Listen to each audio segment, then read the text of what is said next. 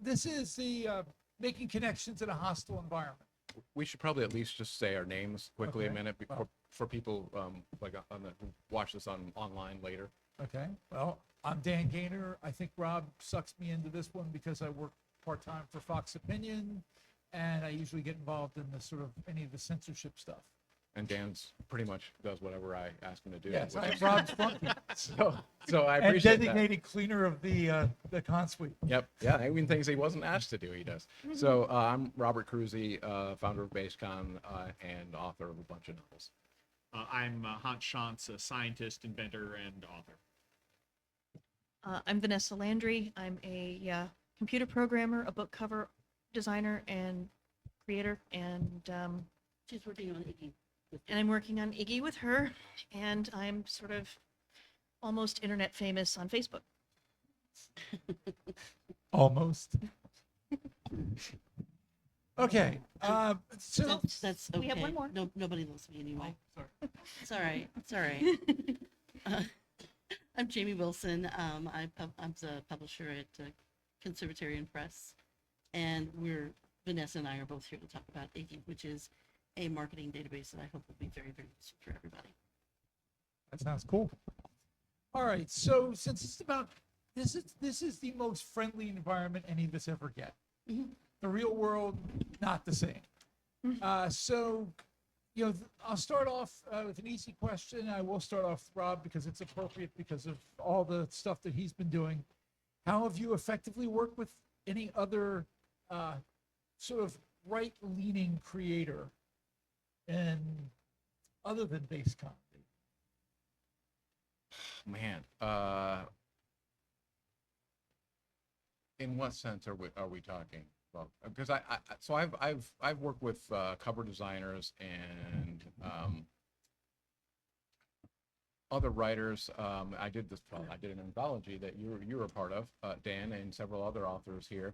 And my I can get into the whole base book club thing too, which is another kind of related to BaseCon thing. So I've been trying more and more to kind of reach out to this community. And one thing that it's kind of cool and that we need to keep in mind, that this community really didn't exist more than, I don't know when it started really coming together, but like I knew this crazy guy online I followed for a while, who went by Morlock. And I was like, this guy comes up with the craziest shit. And I had already written several novels at that point. And I was telling him, you really need to take some of these ideas and put them into a novel. And so he messages me and says, oh yeah, I've been working on a novel for like 3 years. And I say, if you need any help with any of the publishing stuff or whatever, I was still kind of in between Trad Pub and Indie Pub at that point. And anyway, of course, he came out with his novel, and it was a huge hit, and won the. This is Travis Corcoran, for those who don't know. Won the Prometheus Award, and then a few years later came out with a sequel to that, also won the Prometheus Award, and was very well received. And through him, I met a lot of the other people. I think like Hans and. Probably Carl. I don't know, a bunch of people. There's Lowell here, who's a good friend of Travis's, and his whole kind of circle that he kind of maintains is sort of his little domain. A lot of those people were a huge help in supporting BaseCon and really growing this environment and ecosystem. So it's really been kind of, probably 10 years ago or so when I first started getting really fed up with the kind of leftist bias in media and publishing and everything, and everything started to kind of go a little bit nuts with the social justice stuff. I felt very isolated, very alone. And since meeting Travis and all the people not related familially, but in his circle, I'm much more part of a community now, and it feels good. Yeah, I also have to credit Travis for helping get me connected with the community. I was originally in an organization, the Conservative Conservative Libertarian Fiction Alliance, and they had a monthly book sale where authors would put their books on sale for 99 cents or free, and then we'd all mutually promote it. And I thought that was a wonderful idea. And when they dropped the ball on it, I realized there was no way I could do that every month, but I could at least do it a few times a year. And that was really the genesis of the based book sale. And that has put me in touch with a large number of authors all across the based author, indie author community. You can, and most recently, this spring, I moved it to Substack. That's worked out very well. I'm very happy with Substack, and I'm sure we'll be talking about that in a bit. So you can go to Based Book Sale substack.com and look there. I've also been very gratified, particularly this round of the sale. Vox Day and the community at Social Galactic have been very helpful and very promoting of the sale. I can see an awful lot. Yeah, there's some people in the audience from that Social Galactic community. They've been very good allies and have been very helpful in promoting the sale. I was on a YouTube stream with John Delarose, who I know can be a little bit of a rabble rouser at times, but he's been very supportive of the indie based book author community as well. Lean down. Go first, you jump in.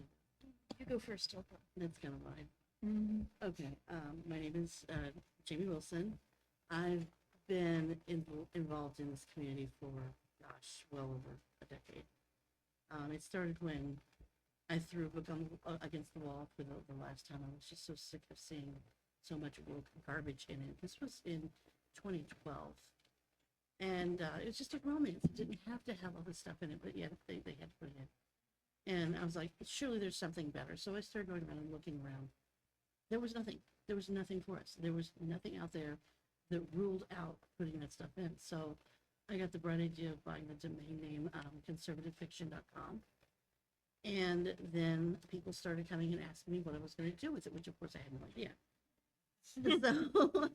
So I said, well, why don't we just start talking among ourselves? So we formed a little email group that grew and grew and grew, and it got to be too much for me, so we moved it to Facebook and named it the Conservative Libertarian Fiction Alliance. And Katie and Marina Fontaine were more in charge of that than I was. I was very happy to let it go. I got involved with Liberty Island at about the same time, and so I was in the beginning of that. And basically my entire career for the last 12 years or so has been all about bringing conservative writers together, conservative artists, conservative creators of all kinds together. Most recently, I started a publishing company built on the bones of Liberty Island, conservatarianpress.com, but everybody has .com. And we have a small press. We have a magazine named Sonder, and we are working on a marketing database that I would like to go into a little bit more depth on later on, called Iggy. And the whole concept is to just create a simple interface where readers can come, search for writers, book titles, topics, anything like that, find books that are compatible with their beliefs, and writers can come also and register their books to be found. There are 3 of us working on this. That would be me, Vanessa, and Anne over here, who has decided to be quiet one. Wait, did you just say she's the quiet one? For now, she's quiet. That's why you didn't put her up here. And that's about it. And, My name is Vanessa Landry. If you've been on Facebook among conservatives, you probably have heard my name, or at least seen me comment about something. But anyway, I actually dropped on Facebook probably somewhere between 2006 and 2008, and I wound up getting a part of the CLFA mailing list fairly early on, and then I was part of the kind of assist in putting that onto Facebook. And basically, I've tried to be as, I don't want to use the word inclusive, but you know what I mean. I tried to join, all the groups and sort of make connections that way. And so I'm doing programming and brainstorming for Iggy. And Iggy is sort of, well, we took Iggy because Yggdrasil was taken. And so it's iggylit.com, or that's at least where we're planning on going. Yeah. We have the domains. We Mhm. So, Do you have any sort of ETA you think for that? Not to put you on the spot, but to Vanessa, put you on the you're spot. going to have the best idea. oh God. of all this. Not yet. I was thinking 3 months. That's what I was hoping for, was by the end of the year. and then Yeah, by the end of the launching- year. Right. Maybe just in time for Christmas or on the New Year. No, that's excellent. A And year I and a think day, Yeah. I won't speak for everybody else, but if there's anything we can do to help, please reach out to the Okay. community. Well, sure. one thing I do have is I have a slideshow over here. Yep. I can skip all the precursor stuff because you guys already know it. We have a problem. You don't need to build the story. But at the very end, there's a QR code. And if you scan it and enter your data there, then we can start building the database for writers who need to be notified when we're ready to take in data. And the thing is, this is also a sort of an early stage. So basically, even if you're only interested in where the database is going or getting news updates or whatever, Right. that you put your name in, even if you're not interested in actually being an author in it. And we are going to start a newsletter so that you guys are notified when we have different. I'm so sorry. Is this better? I Jamie doesn't like her mic. That's don't. that's I don't. I am established. averse to mics. Where was I?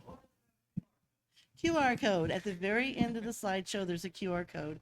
I'm also getting some business cards today that I'm going to pass around to anybody who wants them that have the QR code on them. But if you just scan that, it'll take you to just a little form that you can fill out where you can ask to be added to the newsletter so that you're notified when everything's up and running, or well, at the different stages too. What else? Also, if any of you happen to run into me and you want to do this, I actually have the QR code on my phone. So you could scan it from my phone if you want. Yes. Yes, and Yes. there'll definitely be a call out for that. And yeah, and if we want, we could actually get like actual programmers to test the code We instead of sure can. And you're taking volunteers to get the QR code tattooed. We can do that right about here. Do you have a URL for those of us stuck on Internet 1.0? I can probably retrieve. Yeah, we can give you something. We can give you something. Ex- It is. Yeah. Mhm. But we can give you an email or something and just, Yeah. I promise we can give it to you. Or you could just give us your email address and your name, and we can put you in the. We certainly can. It's You know. not a long form. Yeah. It's, Okay, well, We we've talked can go about, old school if we we need. will circle back to that more. That sounds really cool. Excellent. that sounds great. Um, Okay. So we talked a little bit about a couple of technologies. We mentioned Substack. So I'm going to put Hans on the spot to go first because he said he deliberately hides in the middle to avoid going first. Never explain your strategy to the moderator. So tell us how you have made good use of Substack. Substack is effectively a subscription mailing list newsletter combination. I mean, when I started running the Based Book Sale, I was running it. Actually, I was running off someone else's website, and then I ran it off my own blog. And every time I tried to send out an email to the 100 or so authors on my list, half the emails wouldn't get there, and then you're sending 100 emails at a time. You must be some kind of a spammer. We're just going to automatically send all those to junk mail. So Substack, which I moved to in the spring, has solved that problem. They have a very robust email list. They keep amazing statistics. I mean, one of my authors here was wondering if his publisher had gotten the email or had even signed up for the base book sale. I was able to go in on his list and say, yes, he got that email. He opened it. He clicked a link on it, and was able to verify that. So just amazing information on your subscriber list. Very reliable email. But what's best about it is Substack is relentless about upselling your mailing list on becoming paid subscribers.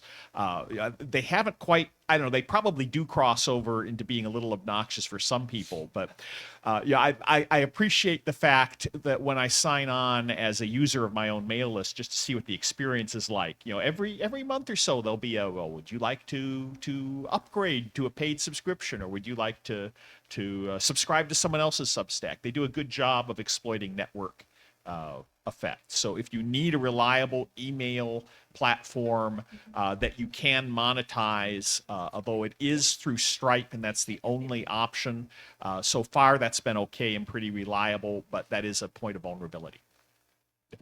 Ladies, have you tried Substack? Oh, we're working on it. Yeah, that's definitely Okay. the plan. That's, yeah, it's going on. There's a question.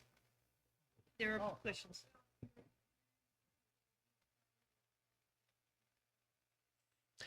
There was a big to-do about a year ago to about 9 months ago, all about the Nazis on Substack and how Substack had to implement some kind of content control and moderation to get rid of these Nazis. And people started asking, well, where are these Nazis? And I think eventually they managed to find a dozen or so accounts, some of them very suspiciously new, that were putting out content that might legitimately be characterized as National Socialist. Hello, fellow Nazis. Yeah, exactly. Out of I don't know, 10,000 Substacks, it was obviously an attempt to try to get content moderation put in place. Fortunately, the management of Substack rejected that. A number of their more woke Substackers left in a huff to go elsewhere, which of course just made Substack a better place for the rest of us.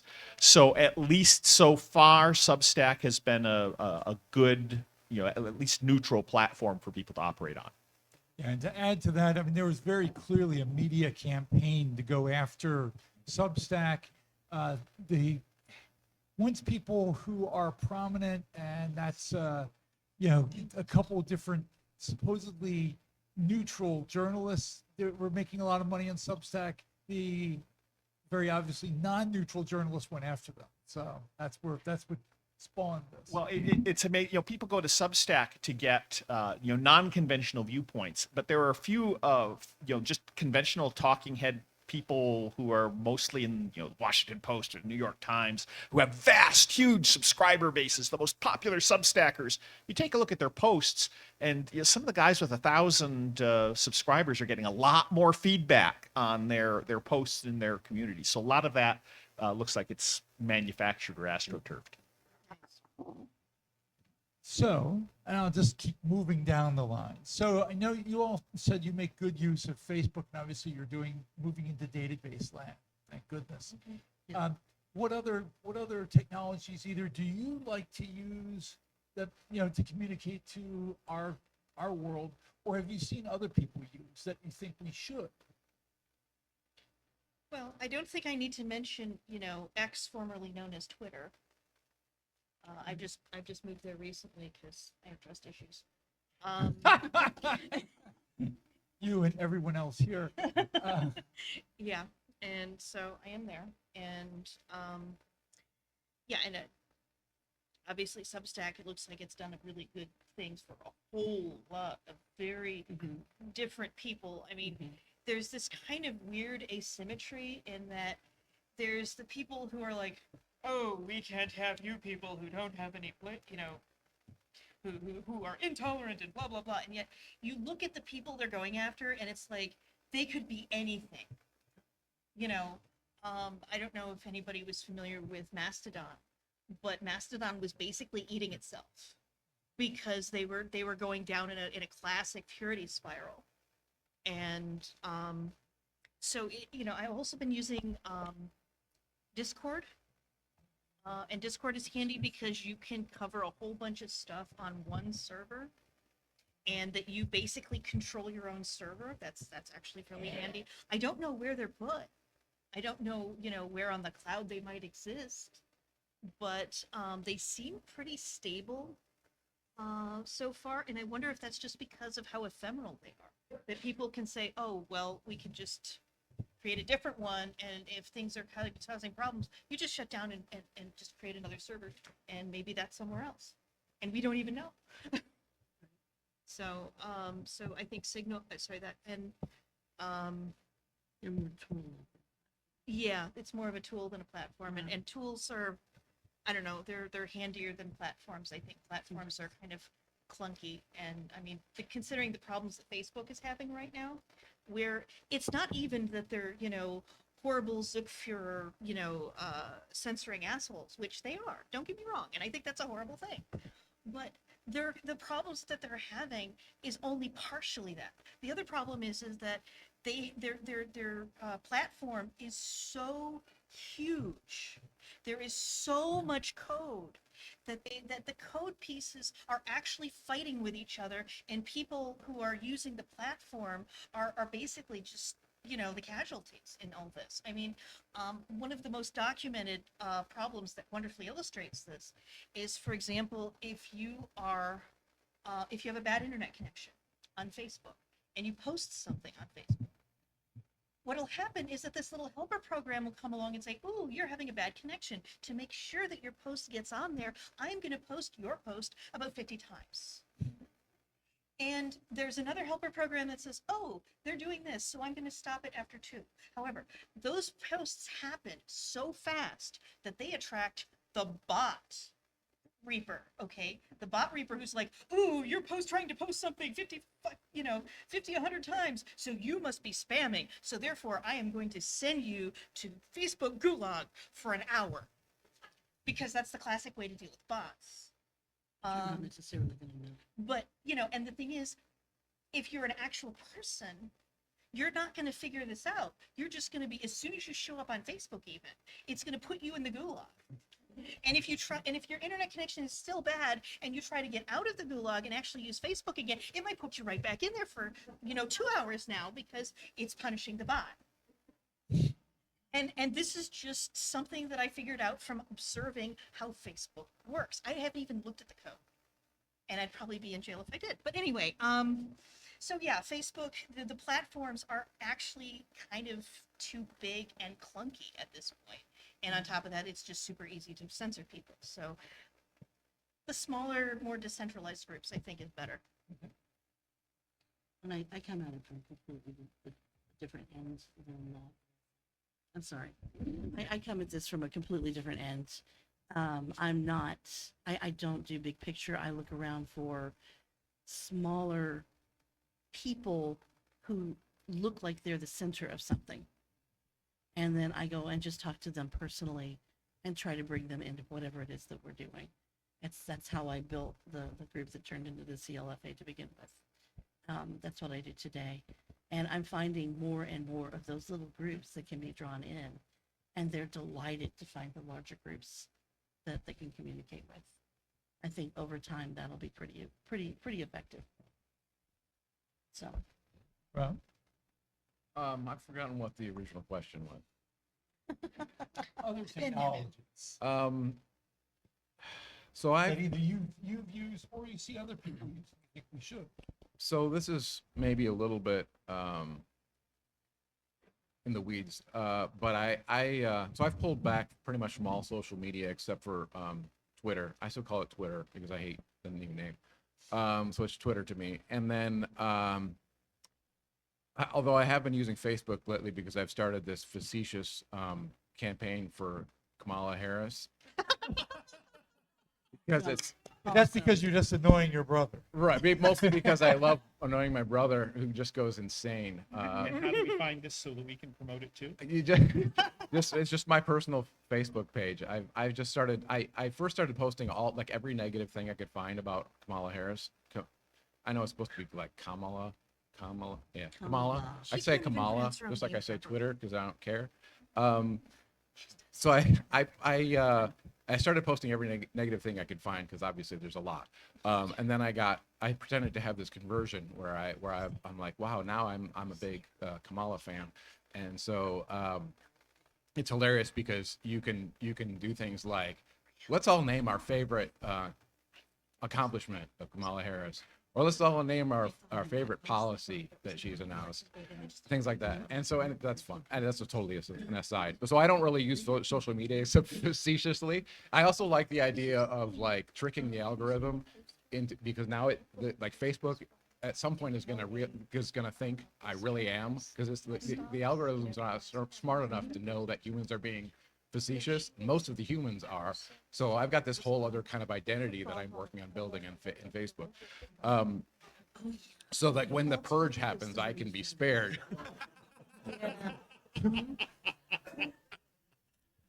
But going into the weeds of things, so I've pulled back from like social media, but one thing that I'm working on doing is I was using WordPress. I have my personal website, I have this BaseCon website, and I have the Base Science Fiction Fantasy Book Club website, and originally they were all on WordPress, and WordPress is just horrible now. You can do a lot with it, but there's so many just plugins and garbage, and it's so vulnerable because of so many plugins that you're always updating your plugins. And so I moved completely away from WordPress, and I'm a little outdated on my I used to do programming software stuff, so I'm building kind of my own integrated system. So all of these sites are now pointing at one database. So I'm sort of doing part of what you guys are doing. So we can work on kind of cross-pollinating there. So but the idea is, and that's kind of part of the reason this is my excuse for being a little bit disorganized this year, because As opposed to the other years? the other years were sheer inexperience and incompetence. Now my excuse is that I'm bringing everything over, and I actually don't have access to the database anymore that you guys registered with. So I exported all the data, I thought, and I switched website providers kind of in the middle of after registration closed and before BaseCon. So I'm working on a system that, where it's all at my own server. It's a virtual machine. I don't own it, but it's a separate machine. I'm not dependent on WordPress, and I'm kind of building a sort of a platform. Not really exactly what they're doing, but something that could easily cross-pollinate with it. Yeah. Okay.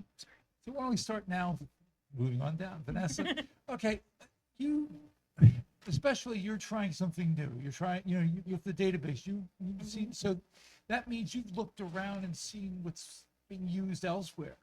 What tactics or things should we all be, there's a lot more people in this room than just the people in this panel. What should people be digging into? What new tactics, what new tech, what should we be trying so that our group survives and thrives? Well, one thing we should be doing is, I'm sorry. One You thing- guys just speak jointly. We can do that. Yeah. One thing we should be doing is supporting all of these initiatives that have been coming out. Yeah, we don't want to imitate the remaining structures that might be pseudo-conservative, who are basically like, well, we're going to do our own thing, but yeah, you guys, you're just not classy enough for us. We're going to sit over here and use our microphone, but you guys can, stay in the peanut gallery. And just don't waste your time, because they're never going to listen to us. And I think also looking at, oh boy, that there's a Catholic term called subsidiarity, which is control needs to be local as much as you can possibly get away with. Small groups that are autonomous, that communicate with each other, but also have kind of a redundancy. Yes, I know my techie colors are showing. Nimble. Yeah. Wouldn't people call that cells if you were trying to avoid? Yeah, I was trying to avoid using terrorist lingo, but There you go. containers. I don't know.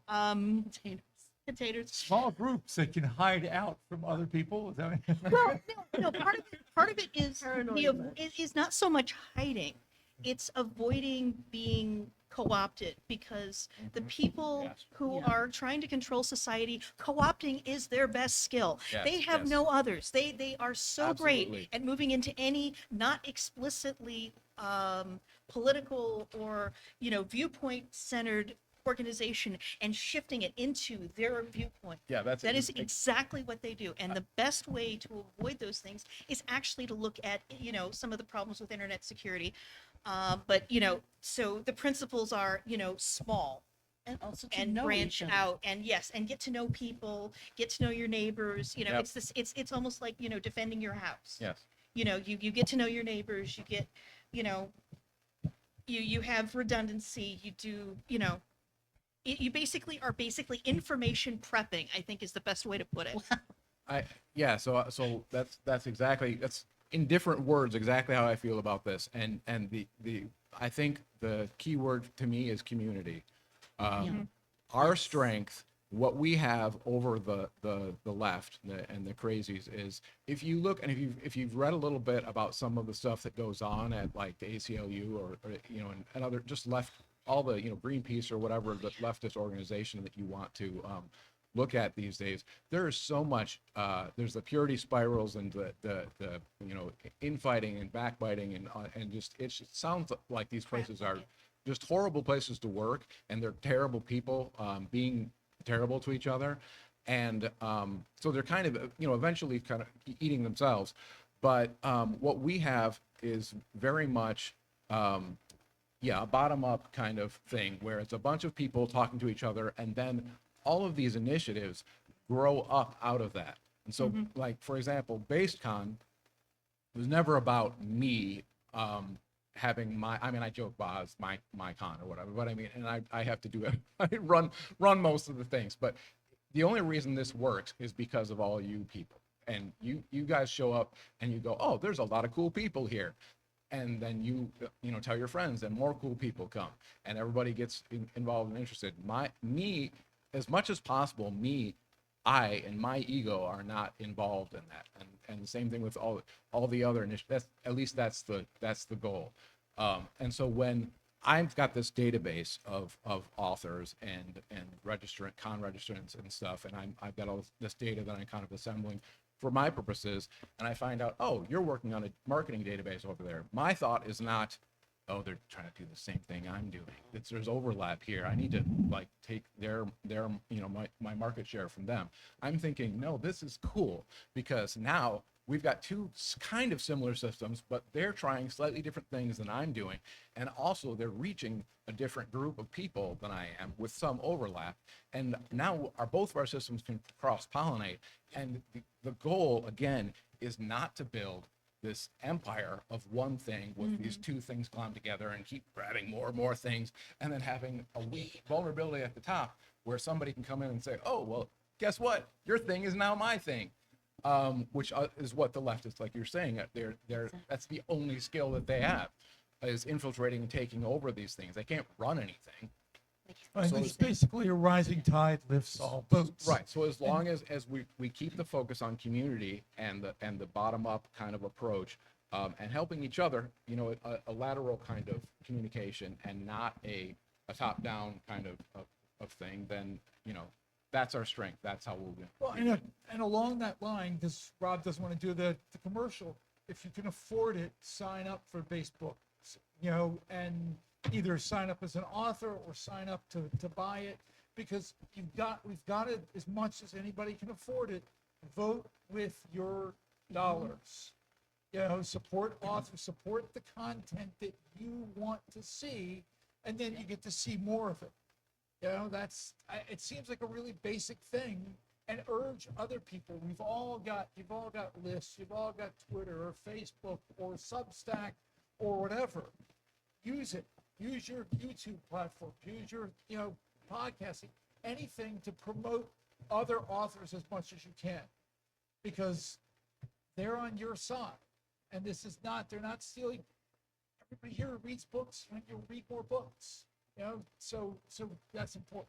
And I think I've mentioned this maybe, but I wanted to reiterate it. If you are an author and you have books here and you have unsold stock at the end of the con, feel free to leave it here. It will all get carted to my house. I have a very large basement, and I have a sump pump in the basement, so it will not flood, which is a concern. And I basically have unlimited storage for books, and I will put your books, as long as they're somewhere in the sci-fi fantasy realm, I will put them in my database. They'll be for sale on the Base Science Fiction Fantasy Book Club site. And I have sold books for people, quite a few books. You're not going to make a lot of money, but you're not going to lose money. And I will hold on to your books for you for free. And if you come back to BaseCon next year, whatever is unsold will be here for you. So feel free to let me know, and I will, we can take a look at how many books you have. I will say, okay, I'm taking 10 books of, 10 copies of this or whatever. And so we have a record of what I've taken, and I'm holding on consignment for you, and we'll try to sell some books for you. Huh? Well, I wanted to, I got so wrapped up in talking about Substack, I didn't talk about other technologies. And the one I wanted to mention in particular is Telegram. And it's been interesting seeing how Telegram is in the news specifically because it is so secure and encrypted that there is now intense pressure on the founder of Telegram to cave. And whether or not that happens, at least for now, Telegram is a very secure platform. It's a great way to have small private chats and collaborations among friends. I strongly recommend it. It's not as much of a public facing place, but there are lots of just fascinating channels, and it's a great place to get news and other information from other non-censored viewpoints. Now, the other question? Other technologies we should be trying. Is that? Yeah, that's my other Okay, the other yeah, technology okay. I would recommend. Okay. And along those lines, if you please use a little OPSEC in what you do, please, God, because I deal regularly with people who get in trouble because they said something somewhere, and we see constantly politicians crashing and burning because of things that they said in quote unquote private conversations. Be aware that texting and email and stuff are very easy to get forwarded, or things like that. Question over here? Okay. Oh yeah.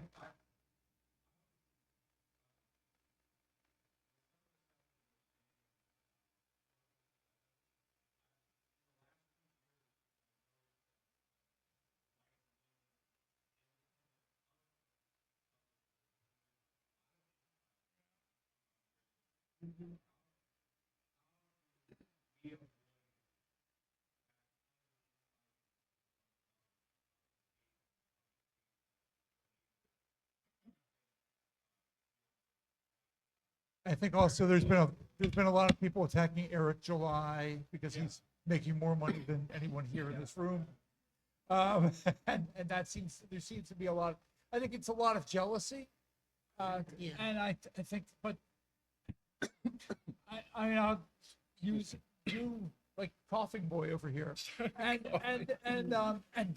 don't embrace the ego. I mean, writing Yep. is an ego profession. And done a lot of TV. Believe me, there are no bigger egos on planet Earth than the people who do TV. Politicians and pundits and stuff like that. And you just can't let that get to you. If somebody else is doing well, if you come to BaseCon and you hear somebody is now just sold 10,000 books or 100,000 books, be happy. I mean that just be. I know not everybody here is Christian, but be Christian about it. Be good heart and soul about it. That's I think the first place to start. Just don't be an asshole. The other thing is, I think it's important to and I'm guilty as much as anybody of not doing this, but you have to know when not to give people oxygen, basically. Don't feed the fire. There are some people who just thrive on controversy, and there's someone whose name that I don't, that has been mentioned, keeps coming up, and I refuse to say it, but I don't have anything against this person, but I don't feed the fire. I don't interact at all, just because I'm done with that. Hans, you have anything? Anybody else? I'm good. Other questions? I've got more, but Tony, if you have one.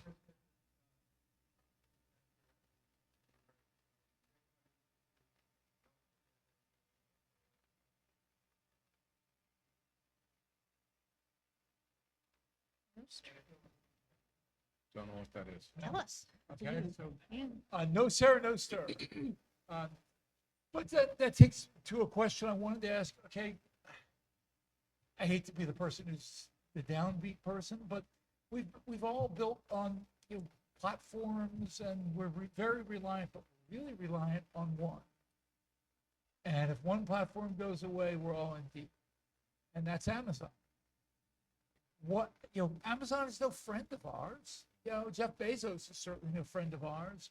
There's been repeated examples of Amazon bias. Amazon was involved in the Parler shutdown. I mean, that's really the worst thing they've ever done, but they've done some other things. What happens? How do we survive if they decide, and I mean, they could just decide to start changing the narrative where, oh, we don't really like independent books so much, you're not going to make as much money. Yeah, and the point has been made a few times that sorry, I don't want to take your that the books are like 1% maybe of Amazon's business, so they just don't care. So they could just squash us all, and it wouldn't matter to them at all. They wouldn't even do it out of spite necessarily, but they could do it. The key is diversification. Make sure you are on multiple platforms. I can tell you my most recent novel, which is probably not a good case example for most authors in the room, but I took Wise of Heart and I started serializing it on Substack. I built up a subscriber base there, many of whom were paying subscriptions to me on Substack to support the work and the development, and to help me pay the artist who did all the illustrations of it.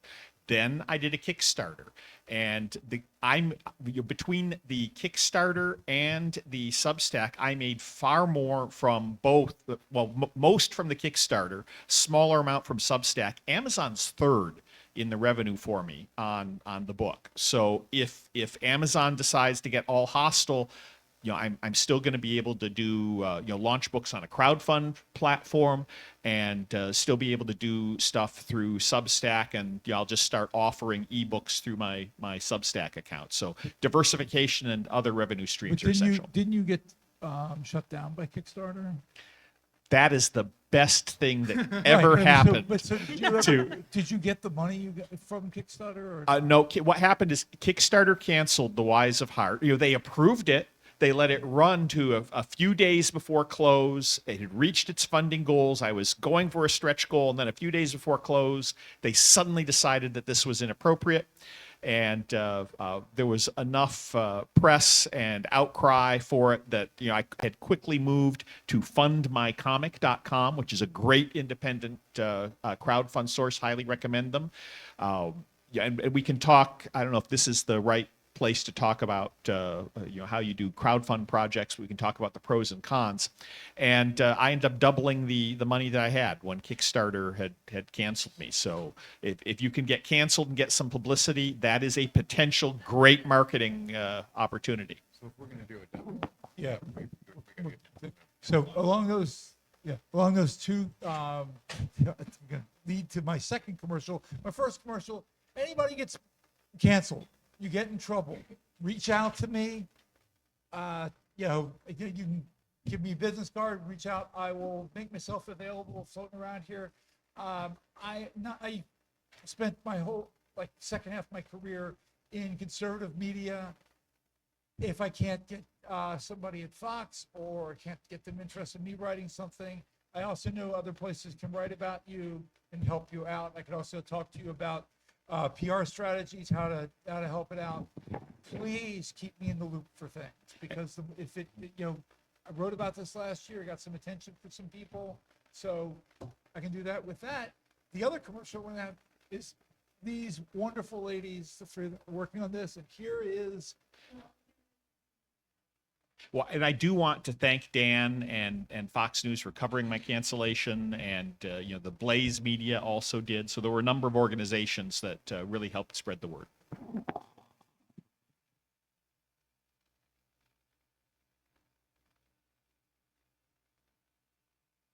na na na na na na na na na na na na. Okay. While we're putting the QR code, any other final questions? Back? That's you.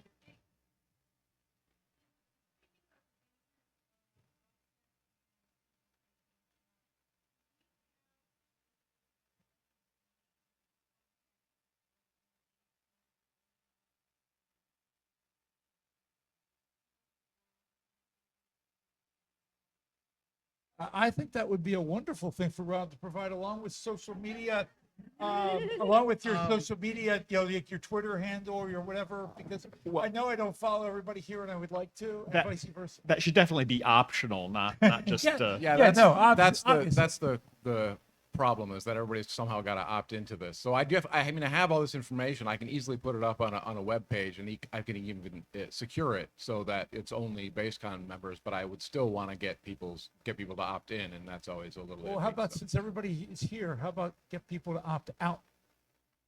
But no, Yeah. you don't want to make a mistake on something like that. Okay, well, anyhow, you can include mine.